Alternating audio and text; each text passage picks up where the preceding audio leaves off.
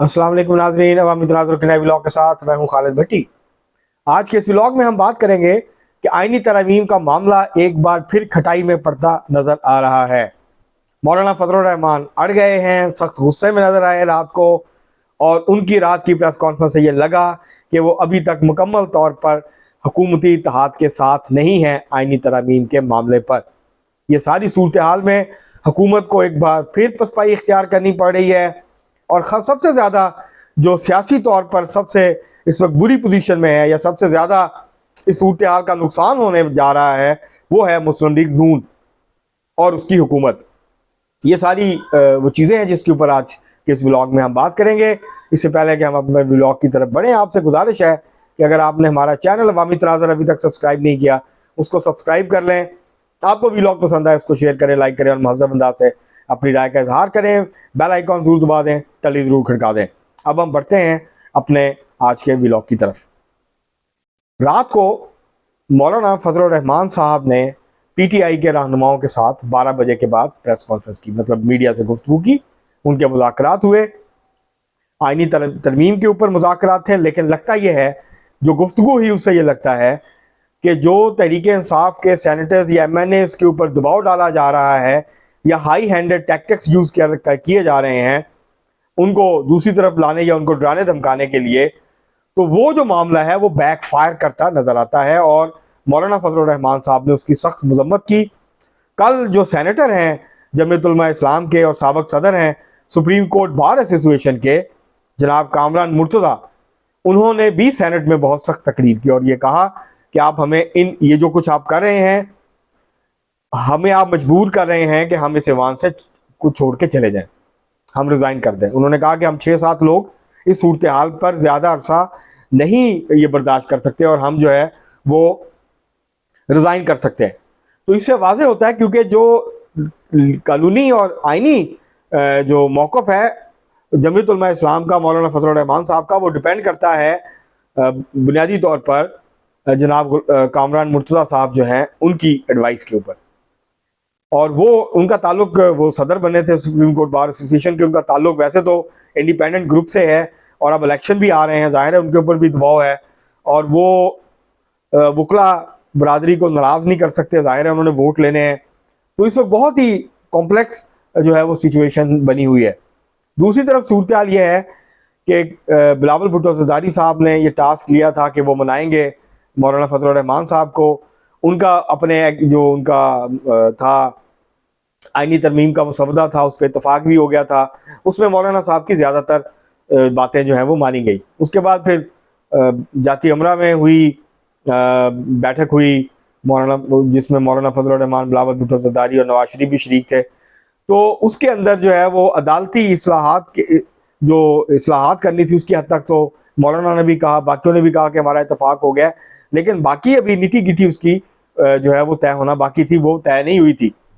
रात को फिर अचानक मौलाना साहब ने जो प्रेस कॉन्फ्रेंस की तो उसमें उन्होंने ये कहा कि ये जो सूरत हाल है ये हमारे लिए काबिल बर्दाश्त नहीं है, और अगर ये आपने करना है, हुकूमत को उन्होंने पैगाम दिया, इस्टेब्लिशमेंट को भी, कि अगर आपने ये करना है तो फिर मुज़ाकरात नहीं हो सकते, फिर हम मुज़ाकरात नहीं करेंगे।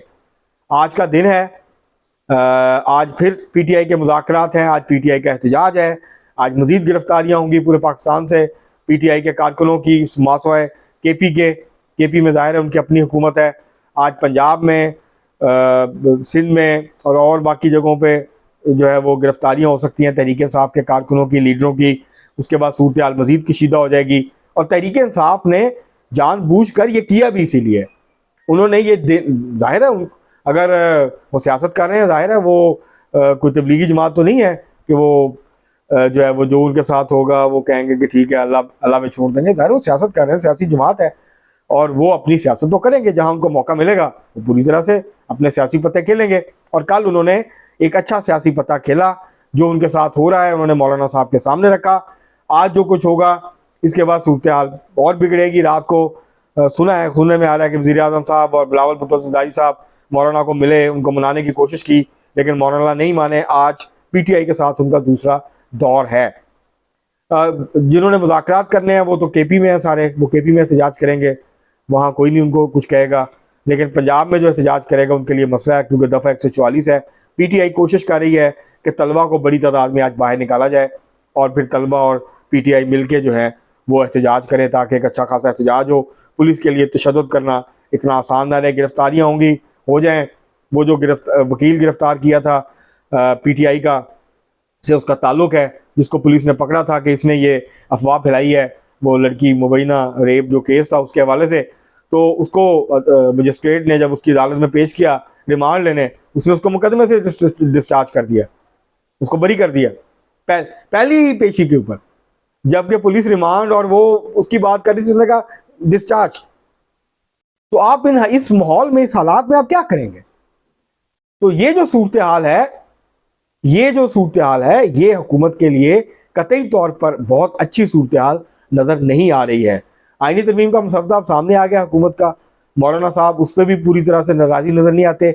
उसमें आईनी अदालत नहीं है, उसमें आईनी डिवीज़न की बात की गई है, उसमें जजेस की अपॉइंटमेंट होगी, जिसको जो है वो पार्लियामानी कमेटी करेगी। सुप्रीम कोर्ट के कुछ इख्तियारात ले लिए जाएंगे सुप्रीम कोर्ट से और वो इस आईनी डिवीज़न या आईनी बेंच को दे दिए जाएंगे।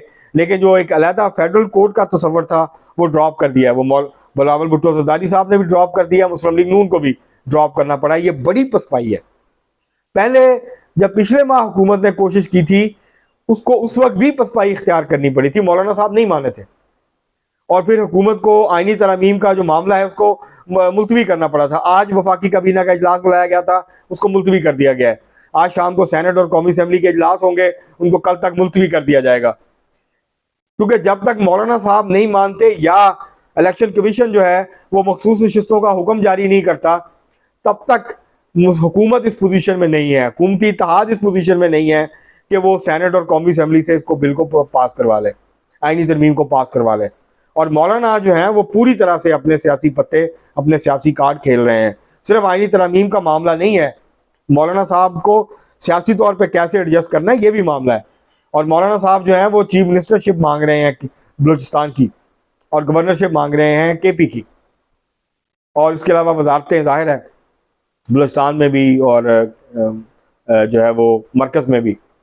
तो ये वो बहुत सारे इश्यूज हैं जिसकी वजह से ये मामलात अभी तक क्लियर नहीं हो पा रहे हैं। अभी तक जो है वो तलातुम है पानी के अंदर, खामोशी नहीं है, सुकून नहीं है, जिसको कहते हैं जी कि रावी चैन ही चैन लिख रहा है, ऐसा नहीं है। और इस वक्त पाकिस्तान की ये जो आईनी तरमीम है, इसकी सूरत हाल सावन के मौसम की तरह है। एक पल में जो है वो काली घटाएं छा जाती हैं और उसके बाद वो बगैर बरसे चली जाती हैं, और फिर जो है वो सूरज निकल आता है और फिर गर्मी से मत मारी जाती है। और फिर ऐसा होता है कि अचानक से बादल आते हैं, ठंडी हवाएं चलती हैं और लोग खुश हो जाते हैं, और उसके बाद फिर मौसम बदल जाता है। तो आईनी तरमीम का मामला भी हुकूमत के लिए जो है वो इस तरह के मौसम की तरह का बन गया है।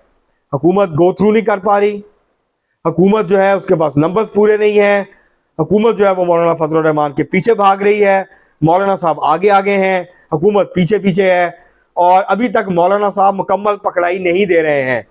अब उनको बहाना मिल गया, जो हाई हैंडेड टैक्टिक्स यूज़ किए जा रहे हैं, जिस तरह से दबाव डाला जा रहा है, जो कुछ हो रहा है तरीके साहब के साथ, अगर वो दुरुस्त है तो जाहिर है वो उसकी कोई भी जो है जमहूरी शख्स जो है वो उसकी हिमायत नहीं कर सकता।